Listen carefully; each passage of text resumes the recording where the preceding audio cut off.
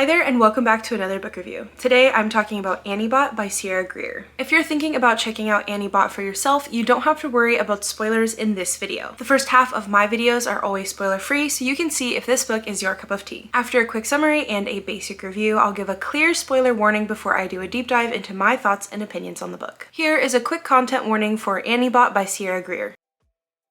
In Annie Bot, we're in a not-so-distant future where artificial intelligence is placed into very lifelike robots. In this future, people can purchase Stellas, these robots that are incredibly human-like and capable of performing household tasks like folding laundry and doing the dishes, taking care of children, and providing companionship. Annie Bot is one of those robots, and she belongs to Doug. Doug has been training Annie to be the perfect robot girlfriend. But as the book progresses, Annie becomes more complex and starts to yearn for her freedom. This book leaves us to grapple with sentience, autonomy, and where we draw the line at something being alive and where we draw the line at something being human. Before I give you my rating for Annie Bot, let's do a quick run through of my rating system. 1 star means I could not finish the book. 2 stars means I struggled to finish it, but I did. 3 stars means I liked it, it was good. 4 stars means I really liked it and I would recommend it to a friend. And 5 stars, which is my highest honor, means I would read the book again. Annie Bot got a 4-star rating from me because I thought it was very well written, had a lot of interesting ideas, and was a fairly quick and easy read, and I would definitely recommend it to a friend, but I probably would not read it again. I'm not gonna lie to you, I have not read a lot of books that are like Annie Bot. I did read a few books in college about clones, but that was such a long time ago that I feel kind of odd recommending them. But I'm gonna run through some of the recommendations I feel like might be good for you if you enjoyed Annie Bot. The first recommendation I have for you is Yours for the Taking by Gabrielle Korn. Annie Bot definitely comes at us with a lot of feminist ideas to consider, and Yours for the Taking follows that theme very well. Yours for the Taking is a sci-fi book about what would happen if there was a community of only women and non-binary people. My second recommendation is Lessons in Chemistry by Garmus. This one is hugely popular and for good reason. Our main character in this one fights against the patriarchy by taking on a familiar maternal role by preparing food, but in the process teaches a bunch of women about chemistry and other complex ideas. And finally, I'm going to suggest First Lie Wins by Elston. If you liked some of the more high stress elements from Annie Bot, you may enjoy this book because it has a lot of the same thrilling moments. Okay, we are now entering the spoiler-filled part of this video, so if Annie Bot sounds like your cup of tea, go ahead and click away from this video, go read it, and then come back so you can engage with my thoughts, opinions, and discourse about some of the very interesting ideas in this book. If you like the sound of this book but you don't want to read it yourself, you don't have to worry because I will give you the full rundown. So Annie Bot starts with Annie returning from a full tune-up, a kind of checkup where the technicians check on her operations inside of her robot body. In this opening scene, Annie is just like a real woman. She's come out of the shower, is putting lotion on, and is chatting with her boyfriend Doug. But the big difference is she's constantly monitoring him and his level of displeasure and adjusting her internal body temperature so she can feel more human-like when they start to initiate physical intimacy. Things really start to get rolling when one of Doug's friends named Roland comes to visit. Roland remarks after meeting Annie that she looks a lot like Doug's ex-wife, and Doug admits that he had Annie modeled after her. While Doug acts pretty proud of Annie in front of his friend, as soon as he and Annie are alone, he actually shows that he's feeling pretty shameful about the whole thing, and as a consequence sends Annie to charge in the kitchen closet instead of staying in bed with him. Roland finds her there in the closet and offers to give her information in exchange for sex. Roland also tells her that having a secret will make her more human-like. Annie agrees to this deal, and Roland tells her that it might be a good idea for her to learn about programming. Annie takes his advice and starts learning about programming in her spare time, while also keeping this secret from Doug because she immediately realizes that it was a bad idea. A few days after this, Doug brings home another Stella named Delta. He claims he's gonna leave her in Sterling mode, which means that she doesn't learn and adapt and simply follows instructions, unlike Annie, who is in autodidactic mode, which means she learns and changes and grows. Delta's purpose, according to Doug, is to take care of the cooking and cleaning so that he and Annie can focus on their relationship. Despite claiming that Delta is only for cleaning, when Doug gets annoyed with Annie, he tells her she has to stay in the workout room for a week, where she's sequestered, and while she's in there, she looks out the window and sees Delta and Doug riding bikes below. After this incident, Annie promises Doug that she's gonna do better, and things start to improve. Doug has some physical altercations done to Annie, including taking a few pounds pounds off of her body and increasing her breast size. Right around this time, the company that created the Stellas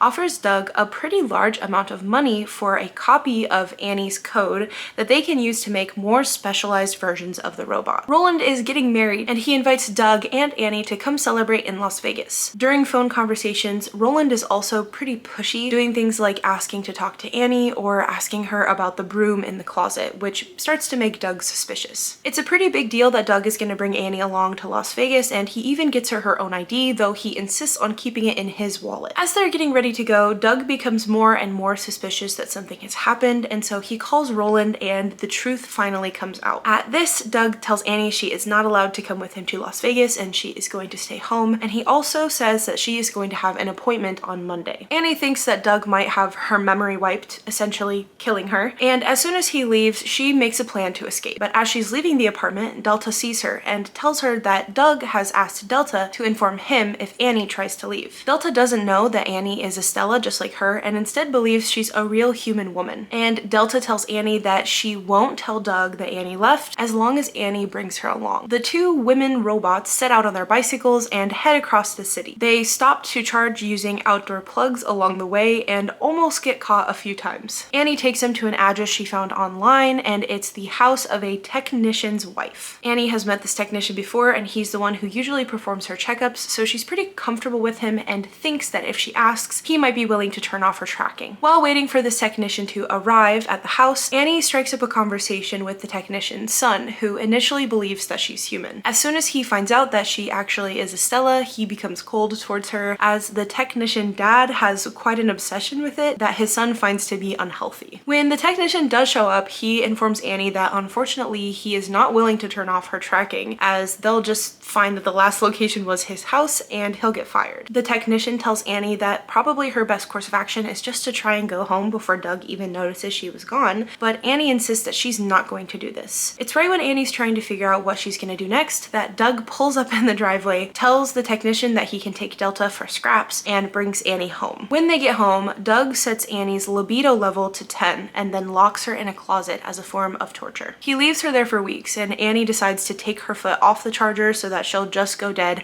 and she won't have to feel the pain and suffering of being locked in that closet. Doug finally has to take her out of the closet when a technician comes to perform an in-home tune-up on her, and though Doug allows her to stay out after that point, he wants nothing to do with her. To find an escape from her misery, Annie starts going into the living room at night and reading through Doug's books. When Doug notices this, he starts to soften towards her just a little bit. Doug and Annie start to see a relationship therapist who specializes in robot-human relationships. This therapist convinces Doug to let Annie have her AI fake friend phone calls back, and also encourages the two of them to go out and do tasks together like walking the dog. Slowly, Doug begins to like Annie again and declares that they no longer need this relationship therapist. He starts bringing Annie to meet his friends, and nobody can even tell that she's a Stella. One night, Doug tells Annie that he's been thinking a lot about it and he actually wants to get married and have kids with her. He figures he would age her up every once in a while so nobody would know, and they would live their lives as actual married people. During this confession, he uses an override he learned from the technician and turns off her tracking and allows her to leave the apartment. He also tells her that she no longer has to worry about displeasing him. She has a bit of an epiphany at this moment, and as soon as Doug falls asleep, she leaves. Doug had presented her with the documents she would have if she was a real human, like a birth certificate, and so Annie has everything she needs to start her own life independently from him. When she leaves, she goes back to the technician's son, and he agrees to let her stay as long as she needs. Okay, so now that you know all about what happens in Anniebot, let's dive into my thoughts and opinions on this book. First thing I want to touch on is Doug and his motivations in purchasing and preparing Annie to be the perfect robot girlfriend. As I was reading this book, I got the sense that it was making a statement about Doug and who Doug represents when it comes to pedophilic behavior. For example, let's look at an interaction between Doug and Roland at the beginning of the book. Talking about Annie and the experience of training her, this is what Doug says. She became more alert and less predictable right away, but the rest of it took a while, Doug says. There was a learning curve for me too, actually. You have to start letting her make choices on her own. Little things at first, like how to care for plants. And you can't expect her to obey everything instantly like she did originally. Direct orders are uncool. It's more about respect and requests.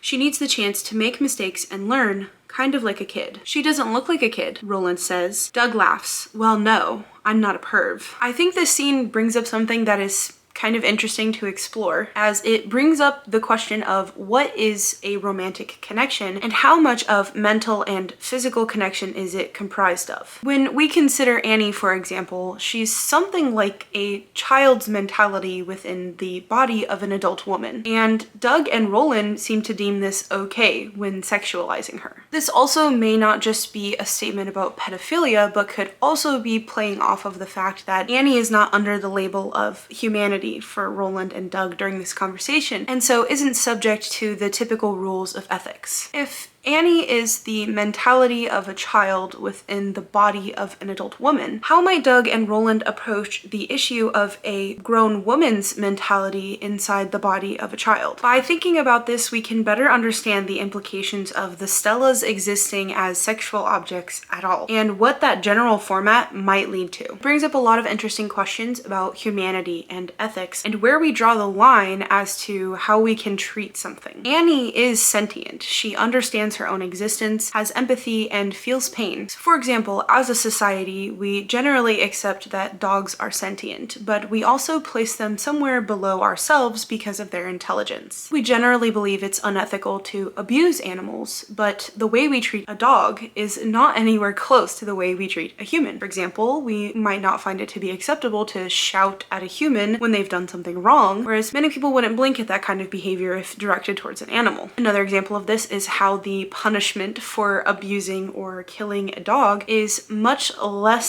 severe than the punishment for abusing or murdering a person. So the question becomes, where does something like Annie fit into this hierarchy? She may not technically be less intelligent than a human, so then what is it that we're using to differentiate her and place her on this scale? Annie was technically grown from a real human embryo, and does that give her some claim to humanity? I also think that Doug modeling Annie after his ex-wife is very representational of what we see in society in general today. What immediately comes to mind is Taylor Swift and the various situations she has been in with people using her likeness, and especially in sexual situations. For example, we have the Kanye West music video where her likeness was used without her consent, and there's also been the much more recent issue of people using AI to generate sexually explicit images of her. The prevalence of people, and especially men, controlling women by taking their likeness from them is something that we've been experiencing for a long time. And I think the inclusion of this in Doug's motivations adds a little more nuance to the novel. Not only is Doug doing something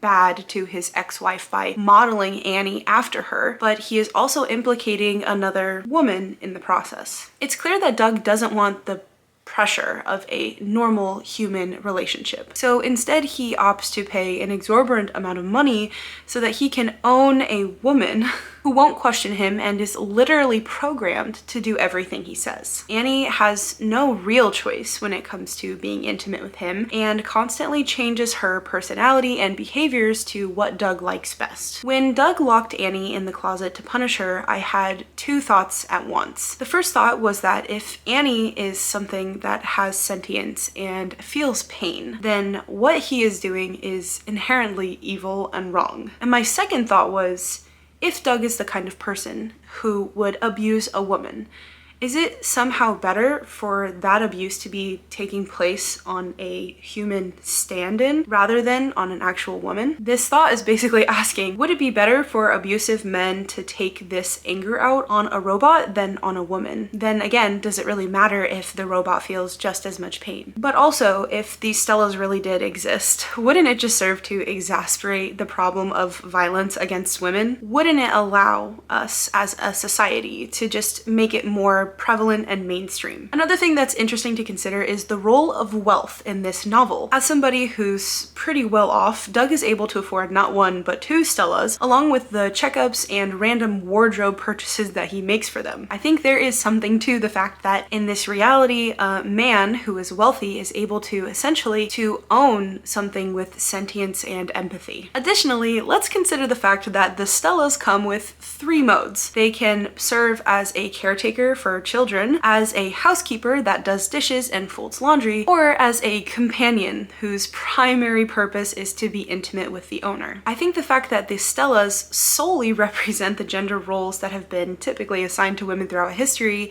is another point this book is trying to make. Near the middle of the story, when Annie first escapes from Doug, I thought that this was going to play out very similarly to a lot of other clone or robot stories that we've seen, where the rest of the book is just her trying to find her freedom. I thought it was kind of refreshing and interesting that this book chose to take a different route towards Annie getting her freedom. All in all, I thought Annie Bot was a very interesting and thought-provoking read. If you enjoy sci-fi or books about clones and robots, you may find Annie Bot to be very interesting. Annie Bot was my March Book of the Month pick, and if you're interested in Book of the Month, please consider using my referral code in the description. As always, you can follow me on Goodreads or Instagram to see more about what I'm reading now and what I plan to read next. If you are interested in any of the books I mentioned in this video, please consider shopping through my referral links in the description. Thanks for watching.